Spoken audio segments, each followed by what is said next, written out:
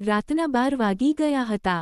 ભાઈએ ધીરેથી મારા રૂમનો દરવાજો ખોલ્યો અને અંદર આવીને મને સૂતેલી જોઈ અંદરથી દરવાજાની કડી લગાવી દીધી. હું પણ સૂવાનો ઢોંગ જ કરી રહી હતી. રૂમમાં અમારા બંને સિવાય બીજું કોઈ નહોતું. મને સારી રીતે ખબર હતી કે મારો ભાઈ અડધી રાત્રે મારા રૂમમાં કેમ આવ્યો છે. હું પણ પલંગ પર આંખો બંધ કરીને એવી રીતે પડી હતી જાણે ગાઢ નિદ્રામાં હોઉં. એ પછી ભાઈ મારી સાથે જે કરવાનો હતો તે મને ખબર હતી, પણ હું તેને રોકવાનો પ્રયત્ન કરતી નહોતી. કેમ નહોતી રોકતી, એનો જવાબ તમને વાર્તામાં આગળ મળશે. આ બધું કેવી રીતે શરૂ થયું અને ભાઈને મારામાં સૌથી વધુ શું ગમતું હતું, આખી વાર્તા જાણ્યા પછી તમારા હોશ ઉડી જશે. મારી ઉંમર 21 વર્ષની હતી અને હું સેકન્ડ યરની સ્ટુડન્ટ હતી. તે દિવસોમાં ઉનાળો શરૂ થઈ ગયો હતો, તેથી કોલેજમાં વેકેશન પડી ગયું હતું. રોજની જેમ આખું ઘર સાફ કર્યા પછી હું પલંગ પર આરામ કરી રહી હતી. થાક એટલો હતો કે જાણે આખું શરીર અકળાઈ ગયું હતું. હું હાથથી માથું દબાવી રહી હતી, ત્યારે મારો ભાઈ વિકી રૂમમાં આવ્યો અને પૂછ્યું, શું થયું દીદી? તબિયત તો ઠીક છે ને?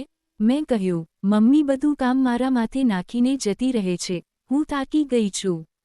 વિકી મારી પાસે બેસી ગયો અને પ્રેમથી બોલ્યો, કાંઈ વાંધો નહીં, હું તારા માટે દૂધ લાવું છું, તને સારું લાગશે.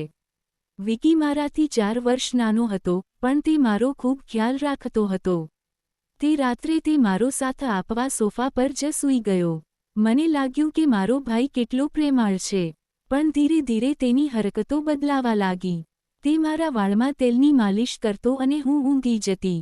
પણ જ્યારે હું જાગતી ત્યારે મને મારું શરીર ખૂબ ભારે અને થાકેલું લાગતું.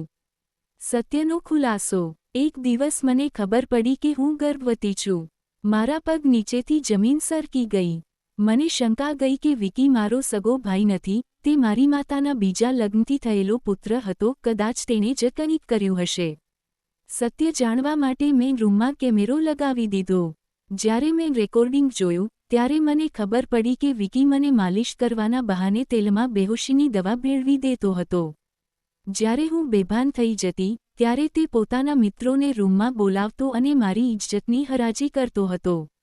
તે તેના બદલામાં પૈસા લેતો હતો. મેં આ સત્ય મમ્મી પપ્પાને બતાવ્યું. પપ્પાએ વિકીને ખૂબ માર્યો અને તે ઘરેથી ભાગી ગયો.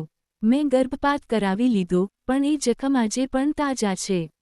આ વાર્તાનો બોધ: સતર્કતા, ક્યારેય કોઈના પર આંધળો વિશ્વાસ ન કરો, ભલે તે સંબંધી કેમ ન હોય.